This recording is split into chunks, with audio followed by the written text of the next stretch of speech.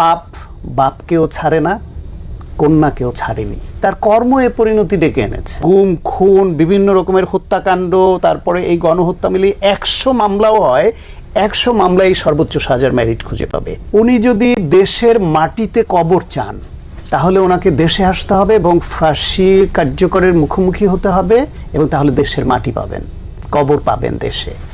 আর যদি ফাঁসির হাত থেকে বাঁচতে চান তাহলে ওনার মৃত্যু দেশের বাইরে হবে, দেশের মাটি ওনার কপালে জুটবে না। সাহেবের মতোই একটা বিষয়ে আমারও একটু স্পর্শকাতরতা আছে, যে আমি সাংবাদিক শফিক রেহমানের ফলোয়ার এই বিষয়ে। আপনার নিশ্চয়ই মনে আছে তিনি মৃত্যুদণ্ড যুগে যুগে দেশে দেশে নামে একটা বই লিখেছিলেন অনেক আগে। তখন তিনি মৃত্যুদণ্ডের বিরুদ্ধে সারা পৃথিবীতে যে মুভমেন্ট হচ্ছে তার পক্ষে কাজ করতেন এবং আমাদের সঙ্গে কথা বলতেন এ নিয়ে, এবং কত মৃত্যুদণ্ডের রায় যে পরবর্তীতে ভুল প্রমাণিত হয়েছে সেটা ওনার বইতে আছে। সেই বিবেচনায় যখন জামায়াতের নেতাদেরকে ফাঁসির মাধ্যমে মৃত্যুদণ্ড কার্যকর করা হচ্ছিল, ওই সময় টেলিভিশন টকশোগুলোতে আমি ওই মৃত্যুদণ্ডেরও বিরোধিতা করেছি। তাদের তদন্ত বিচার প্রক্রিয়া সেটা প্রশ্নবিদ্ধ, সেটা অ্যাপার্ট ফ্রম দিস, তাদের যে মৃত্যুদণ্ড কার্যকর হচ্ছে বা রায় হচ্ছে এই বিধানটা নিয়ে আমি তখন আপত্তি করেছি। ফলে আমি তো আজকে সে আপত্তির জায়গা থেকে সরতে পারি না। কিন্তু কথা হচ্ছে, যেহেতু ক্যাপিটাল পানিশমেন্ট বাংলাদেশে এখনও বহাল আছে, পৃথিবীর 58টা দেশে এখনও মৃত্যুদণ্ড বহাল আছে, প্রায় 95-96টা দেশে উঠে গেছে। এই 58টা দেশের মধ্যে অনেক দেশে এখন আবার কার্যকর নাই, বিধান থাকলো, কিন্তু বাংলাদেশে এটা বহাল আছে এবং কার্যকরও আছে। সেই বিবেচনায় আমি এটাকে মৃত্যুদণ্ড শব্দটা না বলে আমি বলি যে শেখ হাসিনার সর্বোচ্চ সাজা হয়েছে। বাংলাদেশের আইনে যে সাজা বিধান আছে তাতে তার সর্বোচ্চ সাজা হয়েছে। সর্বোচ্চ সাজা না হয়ে আর তার ব্যাপারে আর কোনো অপশন তো নাই। শেখ হাসিনাকে যদি 100 ইন্ডিভিজুয়াল মামলায় 100 বার সর্বোচ্চ সাজা, সেটা মৃত্যুদণ্ড, ফাঁসি যাই বলেন, সেটা দেওয়া হয়, তাহলে সেটা কম দেওয়া হবে। সে অপরাধ এত বেশি করেছে। আজকে আমরা খুব অল্পই ধরেন নিপীড়নের মুখে পড়েছি, হয়তো একটা প্রমোশন পাইনি, হয়তো কিছুদিন জেল খেটেছি, তার পতন না হলে হয়তো এখনও জেলে থাকতে হতো, আপনার এই টকশোতে হয়তো বসতে পারতাম না, আমি হয়তো দেশে আসতে পারতাম, আপনি দেশে আসতে পারতেন না, আপনাকেও হয়তো দেশ ছাড়তে হতো, সেটা হতে পারতো। কিন্তু আমাদের এই অল্প রাগ ক্ষোভ এটা ভোলা যায়। কিন্তু যে ইলিয়াস আলী, যে চৌধুরী আলম, সাজিদুল হক সুমন, এই তুলির ভাই যেটা বললেন শাহেদ ভাই, এরকম অসংখ্য যে গুমের ঘটনা ঘটেছে, যারা এই পট পরিবর্তনের পরে নির্মম সত্যটা আমাকে বলতে হচ্ছে, তারা যদি কেউ বেঁচে থাকতেন তাহলে ফেরত আসতেন এর মধ্যে, অথবা ছেড়ে দেয়া হতো। তার মানে যারা ফেরত আসেনি এখনও, বা আয়নাগর থেকে যারা বেরিয়েছেন তাদেরও আমরা পেয়েছি, তাদের বেলায় এখন এটা মোটামুটি সবাই মেনে নেওয়াটাই ভালো যে তাদেরকে শেখ হাসিনা বাঁচিয়ে রাখেনি।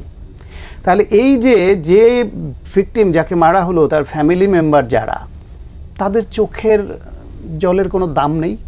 রাষ্ট্রকে তো সেইটা পুষিয়ে দিতে হবে আইনানুগ বিচারের মাধ্যমে। এই যে এত বছর ধরে এত অন্যায়, এত অবিচার করেছে, বেগম খালেদা জিয়াকে যেদিন আদালতের রায়ে কারাগারে পাঠায়, সেদিন ফেসবুকে আমি একটা স্ট্যাটাস দিয়ে শেখ হাসিনার জন্য দোয়া করেছিলাম। দোয়াটা ছিল যে আল্লাহ যেন ওনাকে ক্ষমতা থেকে যাওয়ার পরে অন্তত 2-1 বছর বাঁচিয়ে রাখেন। এটা কিন্তু স্রেফ আল্লাহর কাছে দোয়া করা, কিন্তু ওই বাঁচিয়ে রাখার দোয়ার মধ্যে আমার ভেতরে একটা কষ্টের প্রতিফলন ছিল যে এই যে খালেদা জিয়ার প্রতি যে অন্যায়টা করলো, উনি যেন ক্ষমতার বাইরে গিয়ে 2 বছর বেঁচে থাকলে এই অন্যায়টা যে করেছেন তার বিচারের মুখোমুখি যেন উনি হন। কিন্তু তার মধ্যে গণহত্যা চালিয়েছেন, আরও এত মানুষ মেরেছে যে ওনার এই বিচারের বাইরে থাকার কোনো সুযোগ নাই। এবং আজকে এসে শেখ হাসিনার জন্য বড় ট্র্যাজেডি কি দেখেন, উনি যদি দেশের মাটিতে কবর চান তাহলে ওনাকে দেশে আসতে হবে এবং ফাঁসি কার্যকরের মুখোমুখি হতে হবে, এবং তাহলে দেশের মাটি পাবেন, কবর পাবেন দেশে। আর যদি ফাঁসির হাত থেকে বাঁচতে চান তাহলে ওনার মৃত্যু দেশের বাইরে হবে, দেশের মাটি ওনার কপালে জুটবে না। পাপ বাপকেও ছাড়ে না, কন্যাকেও ছাড়েনি। শেখ হাসিনার এই পরিণতি কি অনিবার্য ছিল? ডেফিনেটলি তার কর্ম এ পরিণতি ডেকে এনেছে। আচ্ছা, বললাম না আপনাকে, তিনি ওই শেখ হাসিনা যা করেছে তাতে অন্তত 100 মামলা যদি ইন্ডিভিজুয়াল আলাদাভাবে হয়, গুম, খুন, বিভিন্ন রকমের হত্যাকাণ্ড, তারপরে এই গণহত্যা মিলিয়ে 100 মামলাও হয়, 100 মামলায় সর্বোচ্চ সাজার মেরিট খুঁজে পাবে। ওর অপরাধের সংখ্যা এত বেশি। সে শুধু আমাদের অধিকারকে হত্যা করেনি, আমাদের গণতন্ত্র হত্যা করেনি, আমাদেরকে এই দেশটাকে অর্থনৈতিকভাবে লুটপাট করে ধ্বংস করেনি, সে টার্গেট করে করে তার রাজনীতির পথে কারা কাটা হতে পারে তাদেরকে সে পরিকল্পিতভাবে চিহ্নিত করে কাউকে ক্রসফায়ারে ফেলে হত্যা করেছে, কাউকে গুম করে হত্যা করতে নির্দেশ দিয়েছে, কাউকে জেলে পুরে রেখেছে।